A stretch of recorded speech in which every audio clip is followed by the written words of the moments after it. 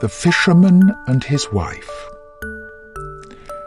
There was once on a time a fisherman who lived with his wife in a miserable hovel close by the sea, and every day he went out fishing. And once, as he was sitting with his rod looking at the clear water, his line suddenly went down, far down below. And when he drew it up again, he brought out a large flounder. Then the flounder said to him, "Hark, you fisherman, I pray you, let me live. I am no flounder really, but an enchanted prince. What good will it do you to kill me? I should not be good to eat. Put me in the water again and let me go." "Come," said the fisherman, "there is no need for so many words about it. A fish that can talk I should certainly let go anyhow." With that he put him back again into the clear water, and the flounder went to the bottom, leaving a long streak of blood behind him.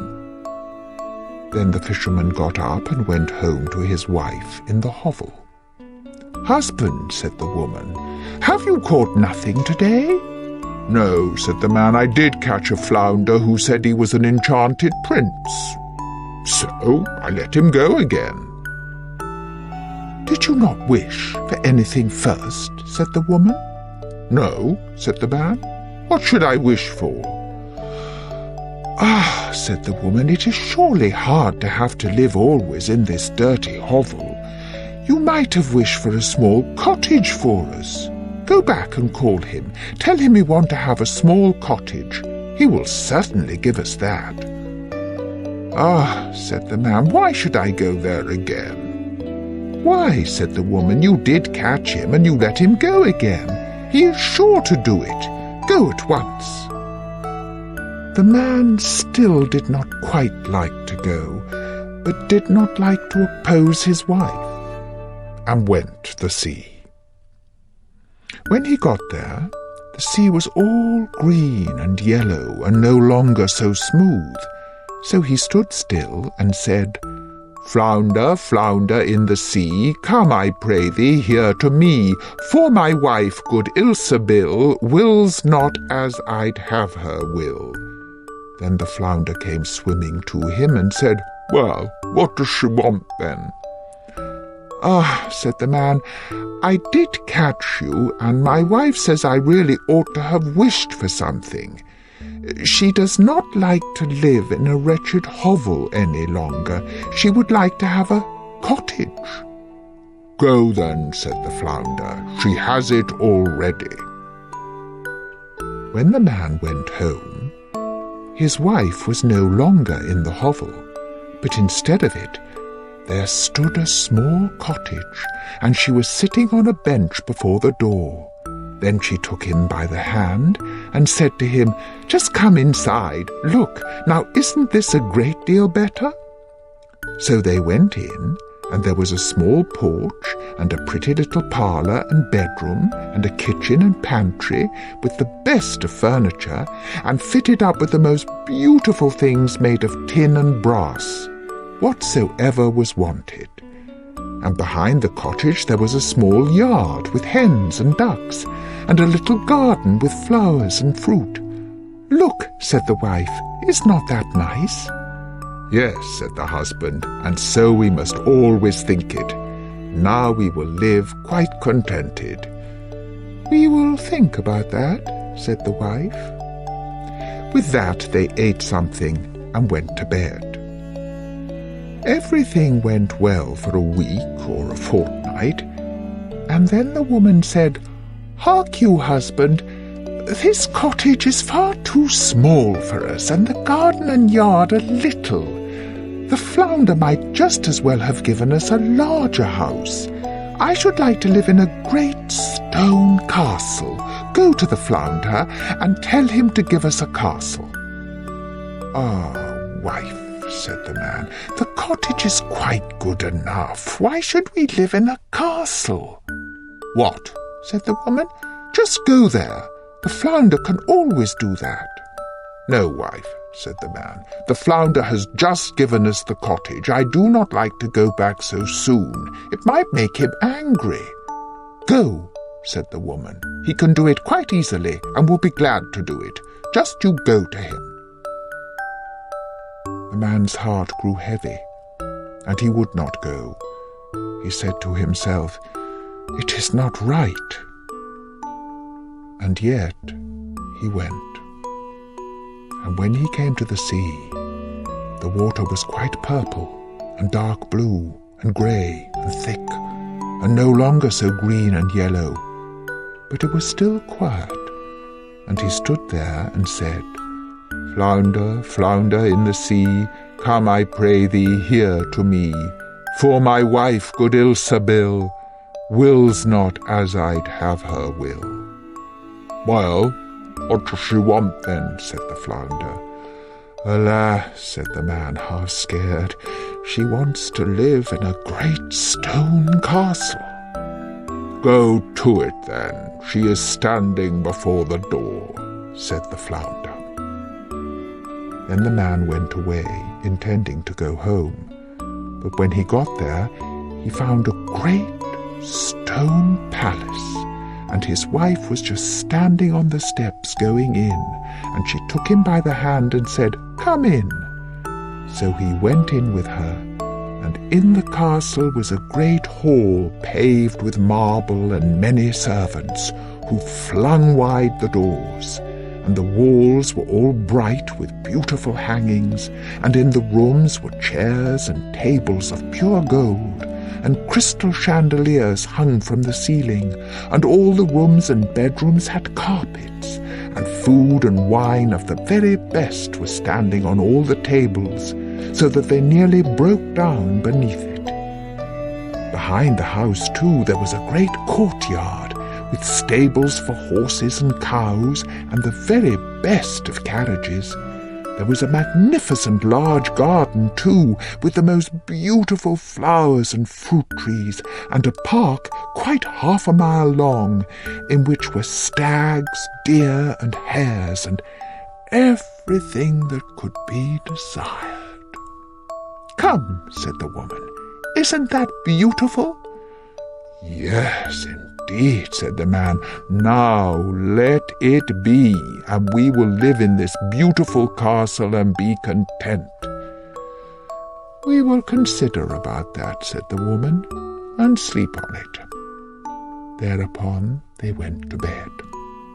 Next morning the wife awoke first, and it was just daybreak, and from her bed she saw the beautiful country lying before her.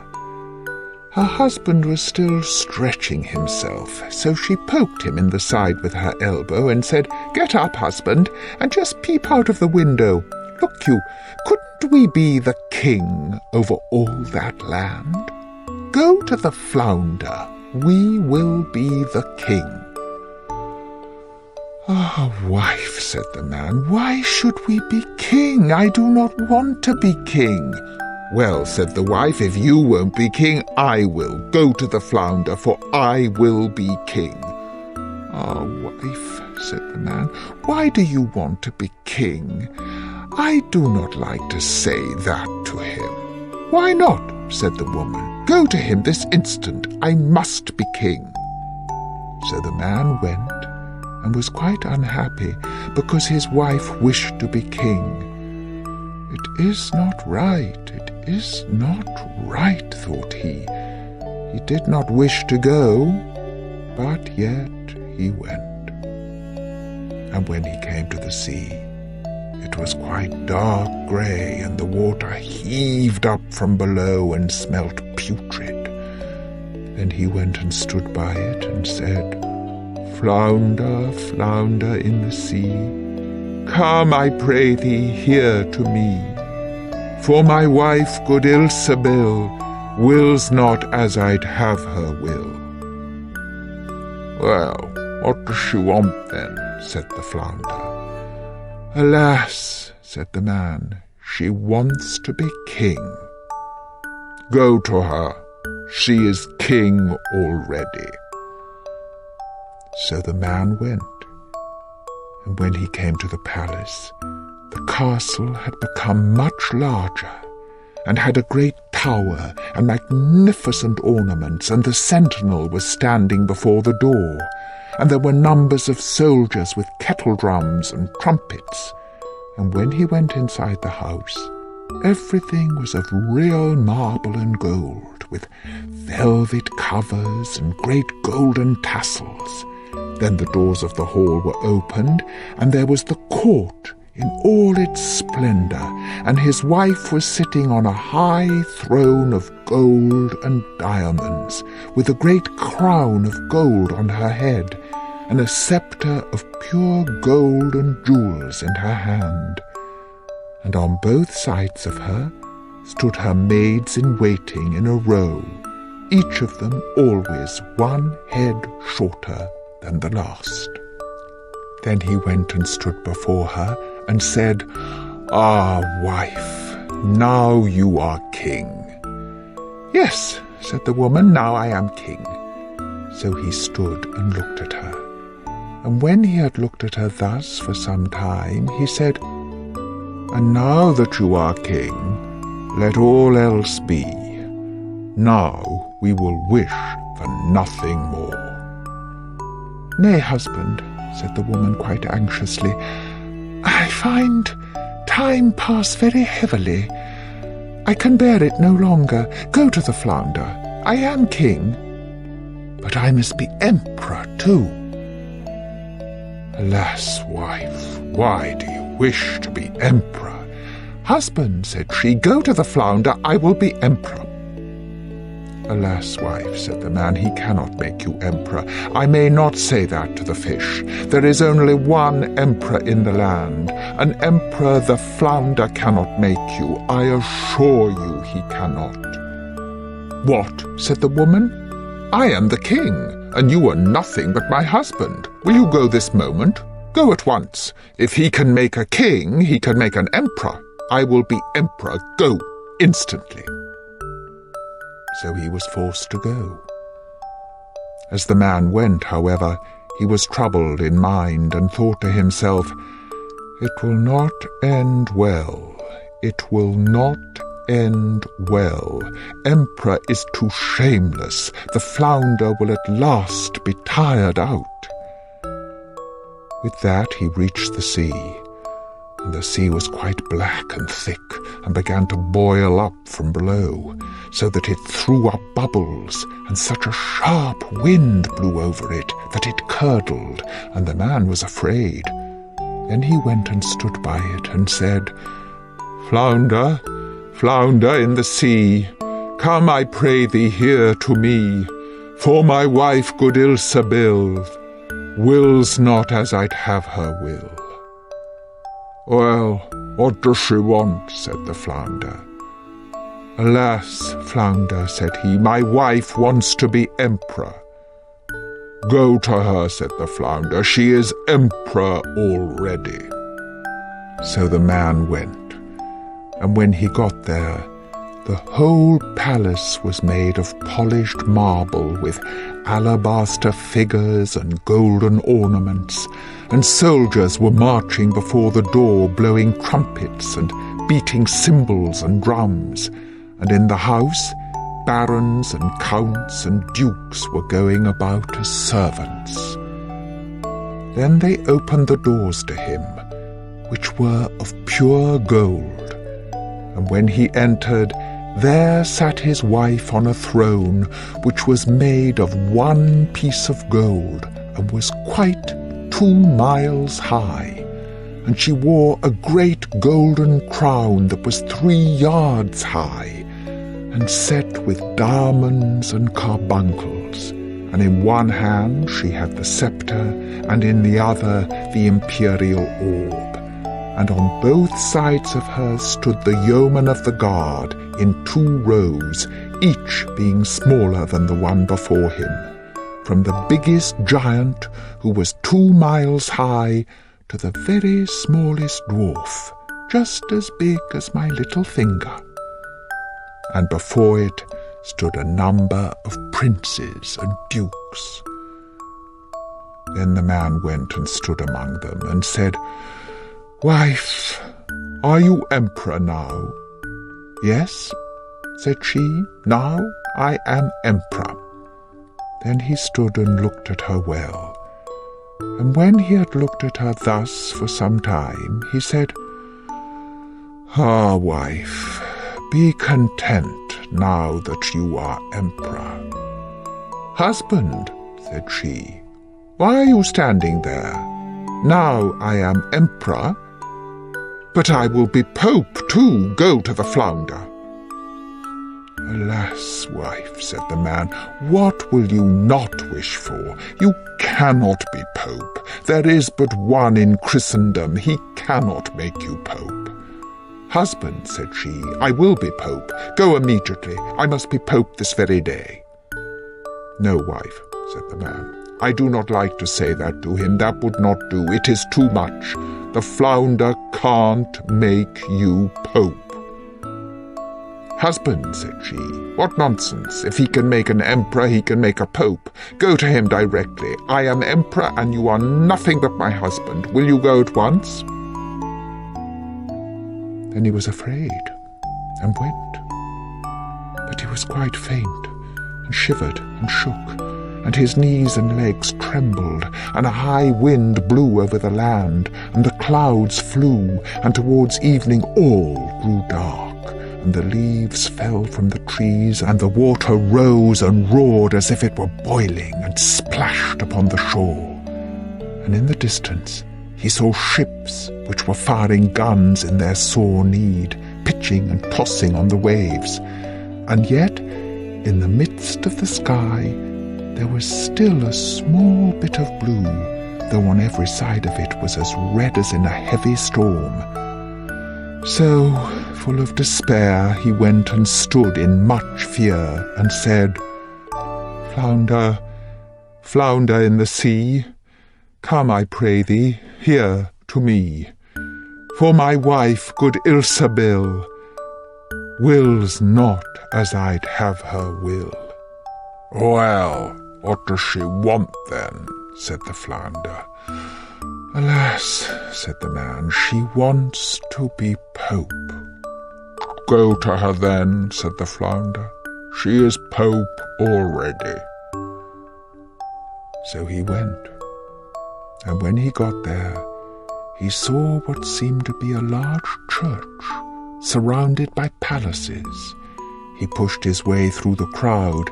Inside, however, everything was lighted up with thousands and thousands of candles, and his wife was clad in gold, and she was sitting on a much higher throne, and had 3 great golden crowns on, and round about her was much ecclesiastical splendour, and on both sides of her was a row of candles, the largest of which was as tall as the very tallest tower, down to the very smallest kitchen candle, and all the emperors and kings were on their knees before her, kissing her shoe. "Wife," said the man, and looked attentively at her, "are you now pope?" "Yes," said she, "I am pope." So he stood and looked at her, and it was just as if he was looking at the bright sun. When he had stood looking at her thus for a short time, he said, "Ah, wife, if you are pope, do let well alone." But she looked as stiff as a post, and did not move or show any signs of life.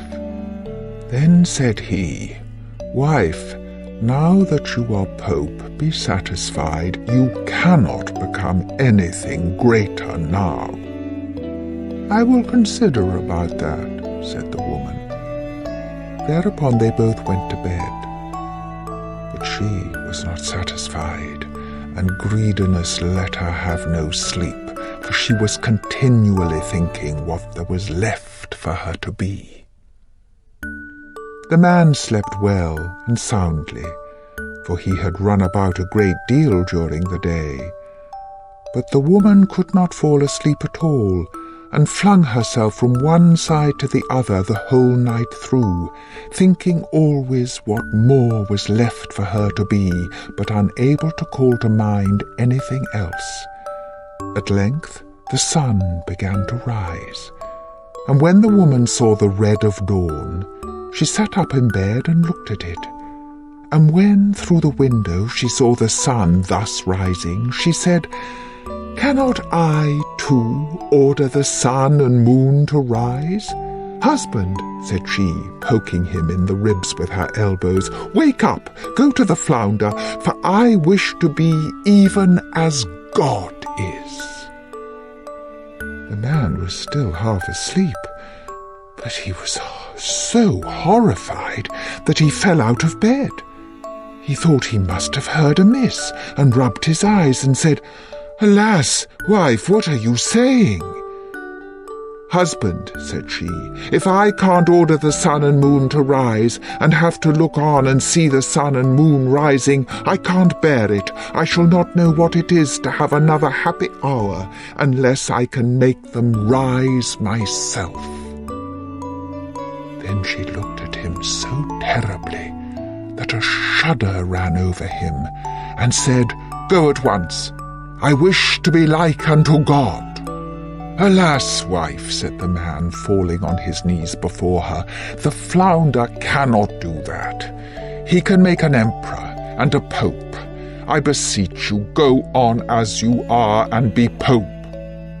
Then she fell into a rage, and her hair flew wildly about her head, and she cried, "I will not endure this. I'll not bear it any longer. Wilt thou go?" Then he put on his trousers and ran away like a madman. But outside a great storm was raging and blowing so hard that he could scarcely keep his feet. Houses and trees toppled over, the mountains trembled, rocks rolled into the sea, the sky was pitch black, and it thundered and lightened. And the sea came in with black waves as high as church towers, and mountains and all with crests of white foam at the top.